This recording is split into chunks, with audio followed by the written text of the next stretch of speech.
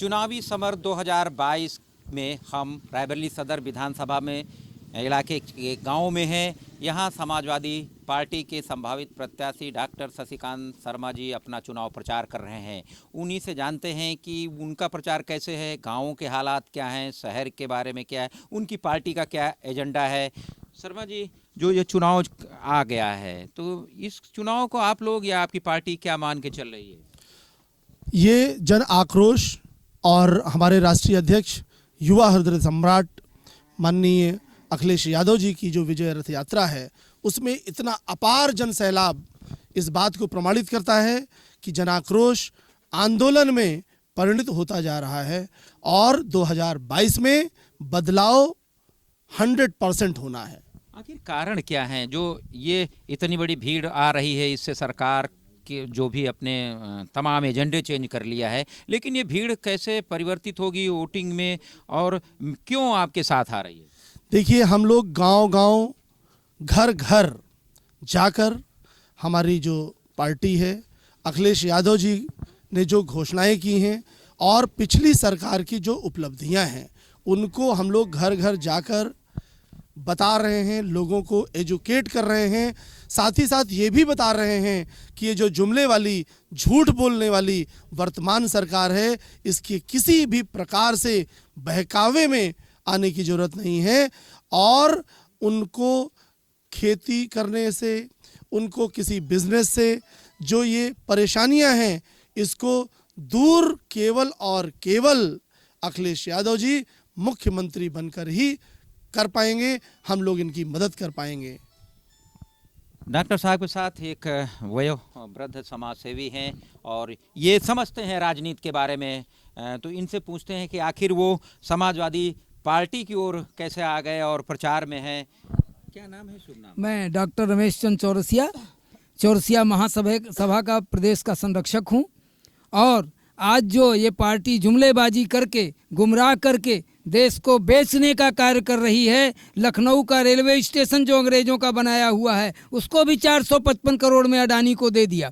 इस प्रकार से जो कर रही है तो हमारे युवा कहाँ रोजी रोटी मांगने जाएंगे? बंधुआ मजदूर हो जाएंगे। ये अलग जगाई जा रही है गांव-गांव जा कर के और अब शिक्षक मैदान में आ गया है। जब जब शिक्षक सामने आया है, सत्ताएं बदली हैं और इस बार निश्चित ही ये भाजपा की सरकार बदलेगी, समाजवादी पार्टी की सरकार आएगी और हमारे माननीय अखिलेश यादव जी राष्ट्रीय अध्यक्ष जो हैं वो उत्तर प्रदेश के मुख्यमंत्री होंगे।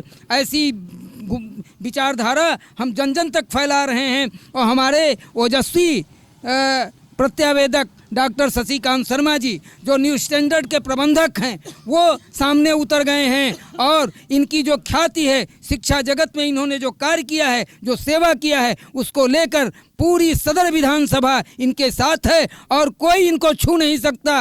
अगर समाजवादी पार्टी ने इनका टिकट घोषित कर दिया तो ये इतिहास बनेगा कि आज तक सदर में कभी समाजवादी पार्टी नहीं जीती। डॉक्टर साहब, आप गांव जाते होंगे, प्रचार कर रहे हैं, तो जो लोगों से बात होती होगी, किसान होंगे, युवा होंगे, महिलाएं होंगी और गांव का जो विकास एक होता है बुनियादी ढांचा, सरकार अपने जो उसके बड़े बड़े होल्डिंग हैं उसमें तमाम दर्शाती है, अभिलेखों में बताती है कि हमने ये कर दिया है, तो वो सब क्या है, किस नज़र से देखते हैं? देखिए, जब हम किसान के पास जाते हैं तो किसान कराह रहा है, कहीं कोई फ्रैक्चर होके लेटा हुआ है किसान कि वो अपनी खेती कर रहा है, अपने खेत में जाता है, उसकी रखवाली भी नहीं कर पा रहा है क्योंकि अब नियम लग गया है कि वो कटीला तार भी नहीं लगा सकता है। और जब वो खुद चौकीदारी करता है, रात भर जागता है, तो कहीं बगल से कोई सांड आ जाता है, कोई बैल आ जाता है और एक्सीडेंट हो जाता है। ऐसे परेशानी है।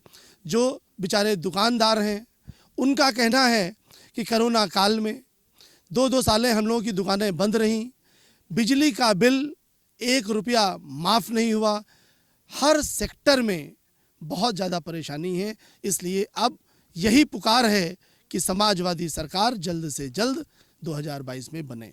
सरकार अभी सारे जो जितने भी उसके यूपी के ज़िले हैं उनमें कहा है कि किसानों की जो समस्याएं हैं उसको सुनिए और ख़ासकर जो इनकी धान तौल केंद्र है वहां जाइए। तो ये गए होंगे, इनकी जो खबरें बहुत अच्छी नहीं आ रही हैं कि किसान वहां कई दिनों से बैठा है, कई दिनों से उसका धान नहीं खरीद जा रहा है, जब सत्यापन अधिकारी समय पर नहीं करते हैं। ऐसी कुछ जानकारियाँ हैं आपको? ऐसी जानकारी तो आप लोग पत्रकार साथी हैं हमारे, और आपके माध्यम से मैं ये बताना चाहता हूँ कि टोटल जो टारगेट था उत्तर प्रदेश सरकार का वो 8% भी अचीव नहीं कर पाया। 8% भी अचीव नहीं कर पाया। किसान बेचारे किराए के ट्रैक्टर्स पे धान को लाद कर जब कांटे पे जाते हैं तौलाने बेचने, तो दर्द इस बात का है कि उनको 3-3, 4-4 हफ्ते भर इंतज़ार कराया जाता है कि, और वो किराया उससे ज़्यादा हो जाता है। सामने जो साहूकार का कांटा होता है वहाँ जाते हैं, सस्ते रेटों पे वहाँ पे ख़रीदा जाता है और उनके माध्यम से कांटों पे जो है सरकारी तौल होती है। आपकी अपील लोगों से क्या कह के आ रहे हैं और क्या बता रहे हैं उनको? मैं यही कह रहा हूँ कि किसानों के मसीहा, हम सब के मसीहा आदरणीय अखिलेश यादव जी ही अब इस उत्तर प्रदेश को उत्तम प्रदेश बना सकते हैं। उन्हीं को दर्द है किसानों से, उन्हीं को दर्द है शिक्षकों से, उन्हीं को दर्द है हर वर्ग से, और वो चाहते हैं कि समाज में हर वर्ग समाज की मुख्य धारा, विकास की मुख्य धारा से जुड़ सके। कुल मिलाकर डॉक्टर साहब ने अपनी बात रखी, अपनी पार्टी की बात रखी, लेकिन जो निकल के आ रहा है उसमें ज़रूर कहीं ना कहीं सरकार की खामी नज़र आती है, क्योंकि किसान के पास जाइए तो वो भी प्रताड़ित है और उनकी तौल नहीं हो पा रही है। युवा के पास जाइए वो बेरोजगार के लिए संकट में है। यानी चारों तरफ कहें कि ये चुनावी मौसम है, सरकार अपनी बात कर रही है, विपक्ष अपनी बात कर रहा है और जो प्रत्याशी हैं अपनी बात रख रहे हैं। जो चुनाव होगा वो किस ओर जाएगा, यानी जब रिजल्ट आएगा किस ओर जाएगा, फिलहाल इंतजार करना होगा। Shiv Prasad Yadav, the headline TV, Raebareli.